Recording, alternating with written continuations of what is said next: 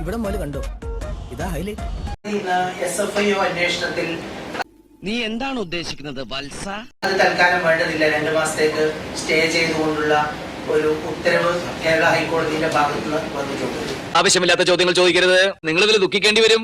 താങ്കളുടെ മകള് കൂടി ആ കുറ്റപത്രത്തിലുള്ളതാണ്. ആ തലത്തിൽ താങ്കൾക്ക് ആശ്വാസമുള്ള ഒരു വിധിയാണോ? അത് ഉത്തരം പറ.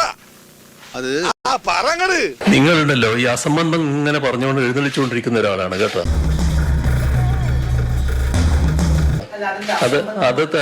അതിനു വേണ്ടി അധികം സമയം കളയണ്ട. എന്ത് ഭ്രാന്താണ് ഇയാള് പറയുന്നത്?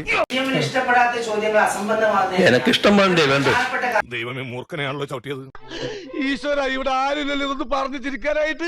വെറും ഇത്തരമൊരു കാര്യം പറയാൻ വേണ്ടി മാത്രമായിട്ട് അവസരം എടുക്കരുത് കേട്ടോ. ഇഷ്ടപ്പെടാത്ത ചോദ്യങ്ങൾ എങ്ങനെ അസംബന്ധാവുന്നേ? അത് അസംബന്ധമായതുകൊണ്ട് തന്നെ.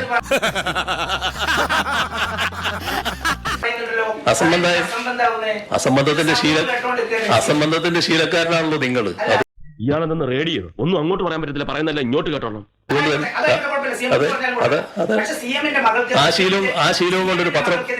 ആ ശീലം കൊണ്ടൊരു പത്രപ്രവർത്തകനായിട്ട് ഇരിക്കരുതെന്നാണ് ഞാൻ പറയുന്നത്.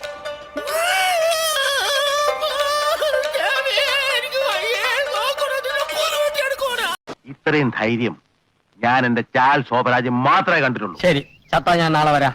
അല്ല, ചത്തില്ലെങ്കിൽ ഞാൻ നാളെ വരാം.